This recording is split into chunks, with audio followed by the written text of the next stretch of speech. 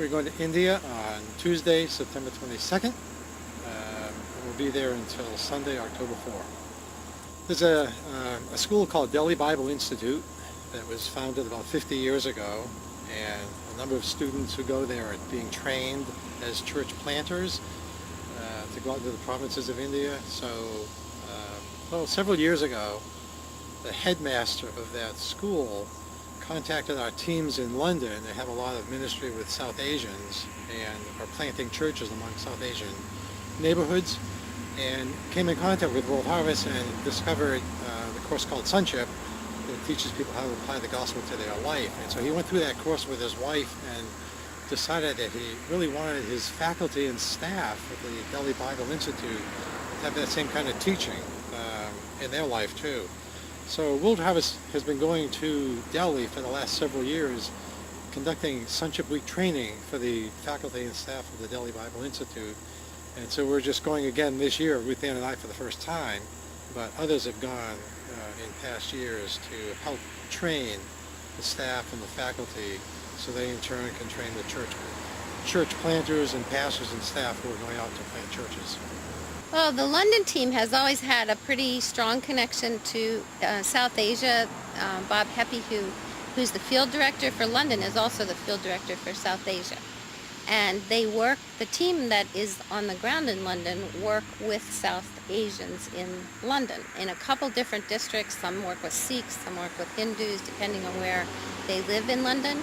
And so it's sort of a natural fallout for that team to have an involvement in India. And Bob Heppy and Rosemary Miller have both been a number of times to India, and World Harvest has usually sent somebody from the home office as well to meet them there to do teaching and to do Sonship Weeks. That's one of the connections. Well, actually, I think maybe two things. I really like Indian food. That's something I'm looking forward to. Just to seeing culturally how much of, and we have many Indians who live in the United States, and their culture is beginning to impact our culture. So I am curious to see, and food is kind of an area that crosses over. I'm really curious to see whether Indian food tastes the same in India as it does here. And I like Indian food here, so that's one good thing. But I would say there are two things I'm really looking forward to. One is I'm going to have an opportunity to teach the women in a church in Delhi with Rosemary Miller. And that's just a huge privilege. She's just sort of the grandmother of World Harvest Mission, and just the opportunity to work with her is really sweet. The other thing I'm looking forward to is Bob Heppy is going to take us on a tour of Delhi where we go to visit a group of people called the Rag Pickers. And that's a ministry to women where they make really beautiful beaded purses and things. And Bob Heppy buys them, takes them back to London, and the London team has two separate consignment shops, and they sell them there. And then the money from that comes back to the Rag Pickers group in Delhi. And Bob's going to take us to meet those people. So I think that we're going to get, a taste of Delhi in that sense that most tourists wouldn't have. And I'm really excited about that. The country is 40% of the people live on the poverty line, meaning that 40% of the people make $1 a day, and so many people live in the slums. It's a very hot country. I understand the temperature is about 105 degrees a day when we're going to be there. People dress modestly, so I understand that I can't wear my normal shorts and sandals every day. I may have to put shoes on and long pants, and that'll be a change, especially in that kind of heat.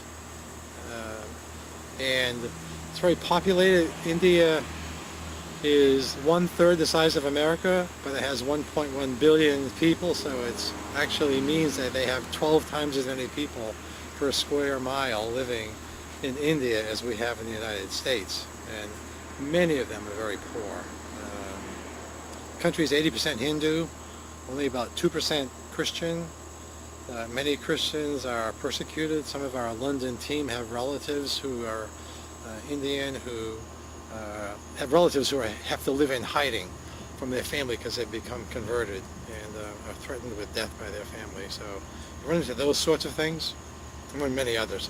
The headmaster of the school, he's my contact over there that I've been working with, says that every time he leaves his home, as he prays with his family and his 4 children, they always pray that something to this effect: they realize that Daddy may not come home from this trip, because they've had enough martyrs from this Bible Institute who've gone out and planted churches, who've been killed in the name of Christ. So this man, probably about 50 years old, knows full well that this could happen to him, and he is aware of that, and his family is as well. Very scary. Well, I think whenever you go into a new culture, you always have this sense of what is it going to be like. So I do feel that way. I know that it's going to be really, really hot, and that Indian women are pretty conservative with their clothing, so it's not going to be tank tops and shorts. And I just kind of wonder, how does that, what will that be like? But probably not any hotter than it was when we were in Africa. So I'm sort of trying to figure out. You kind of can't project what you're going to deal with because you haven't ever had the experience before. So no, not too many things that I feel concerned about. I mean, really, when you get there, you just do what you need to do. You can look at it as something to be afraid of, or you can look at it as an adventure. I think I need faith. I need people to pray that I'll just have the faith to believe that God will be with us in terms of safety and travel, and that he'll also be with us in terms of knowing what to say cross-culturally. Where you're sort of reinterpreting the gospel for a different culture. And so the stories that you tell when you give talks, Stu and I are going to do some teaching on marriage. We don't know yet very much about Indian marriages. So there just are a lot of places where we really are going to need God to kind of come alongside us and open up some things to be able to really make the gospel clear.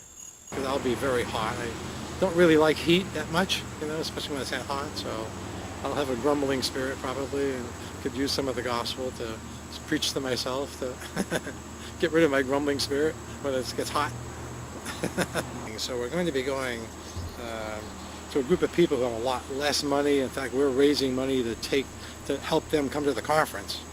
They're not paying us to go, we're helping pay them to go. So it's very different that way, and normally we don't do it that way, but it's being done that way because there just isn't money, in the Christian circles at least over there. So it'd just be a joy to be with people like that who are really sacrificing a lot for the sake of the gospel.